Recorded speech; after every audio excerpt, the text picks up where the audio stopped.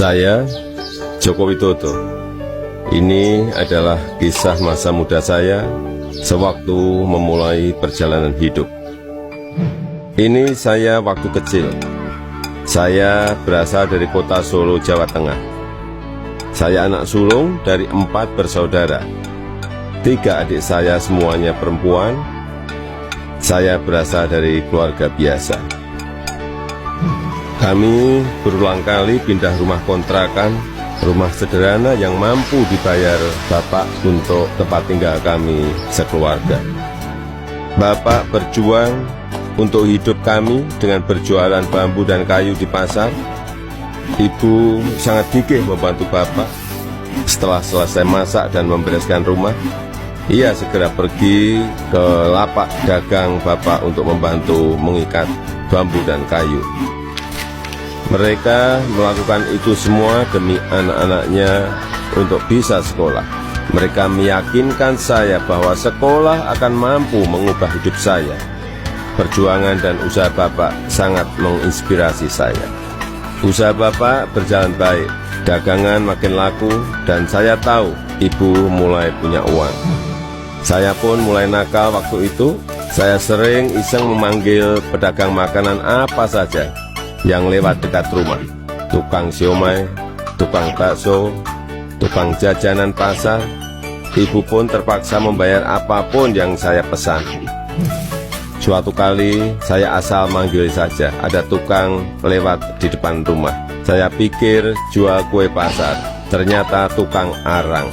Ibu muncul sebelum saya sempat berlari. Terpaksa ibu membelinya dan langsung menyodorkan bungkusan berisi arang untuk saya makan sambil berkata, "Ayo makan, habisin ya, kamu kan yang kepingin jajan." Suatu hari kami kena gusur pemerintah daerah karena daerah rumah kami akan dibangun fasilitas kota.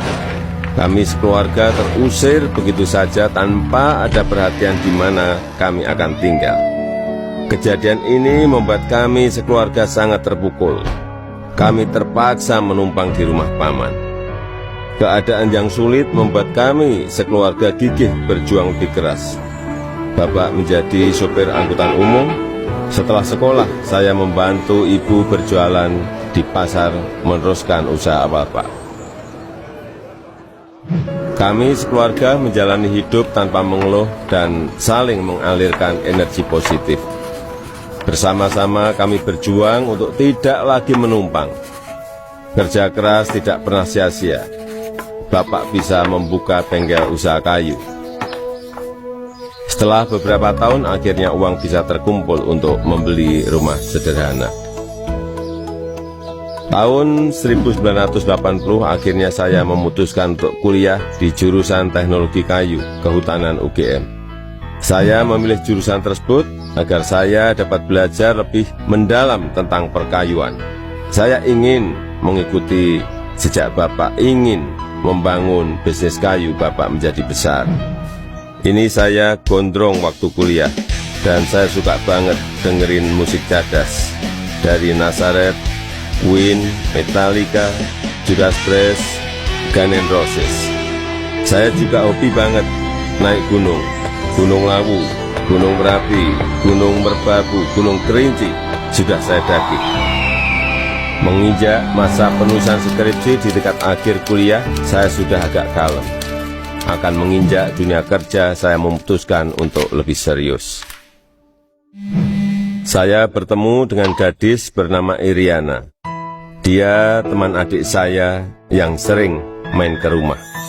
Pertama curi-curi pandang, lama-lama jadi jatuh cinta. Iriana orangnya sederhana, dan itu yang saya suka. Pacaran waktu itu berat di ongkos tapi ringan di hati. Saya naik bus penuh sesak, bolak-balik Jogja Solo demi bertemu Iriana.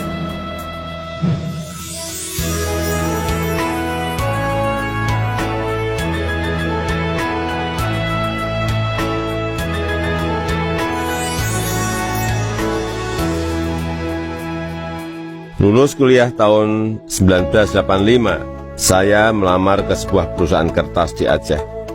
Setelah diterima, saya baru tahu akan ditempatkan di hutan rimba Pekerjaan saya adalah mempersiapkan persemaian pinus untuk kemudian ditanam di lapangan di hutan-hutan yang gundul.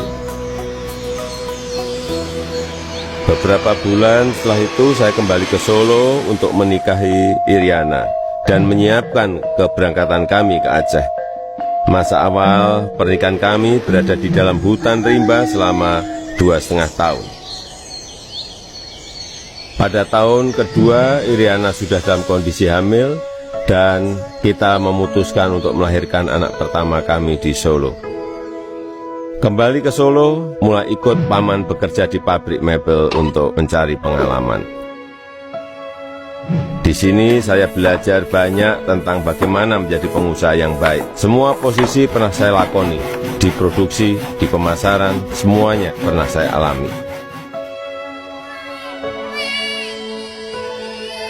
Tahun 1987, anak pertama saya lahir, Gibran Rakabuming.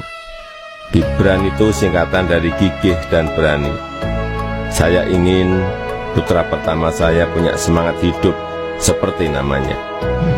Lahirnya Gibran juga memicu saya untuk mendirikan perusahaan pertama saya yang bergerak di bisnis mebel dengan nama CV Rakab.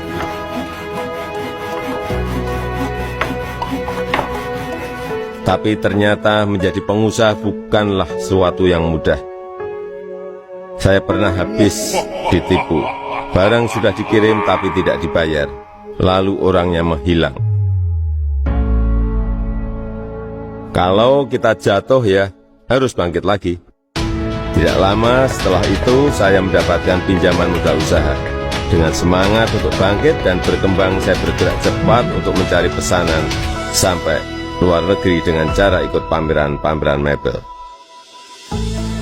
Hasil usaha saya mulai terlihat, kantor tidak pernah sepi dari kunjungan pembeli.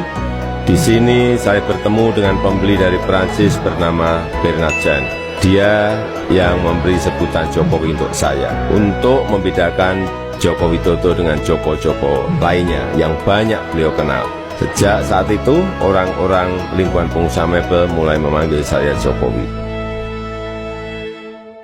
2 anak saya lahir setelah keadaan ekonomi keluarga membaik. Kahiyang Ayu dan Kaisang Pangarep.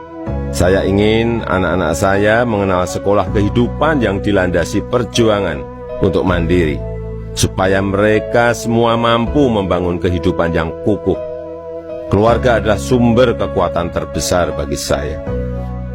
Saya yakin yang saya alami waktu muda sedang kalian alami sekarang.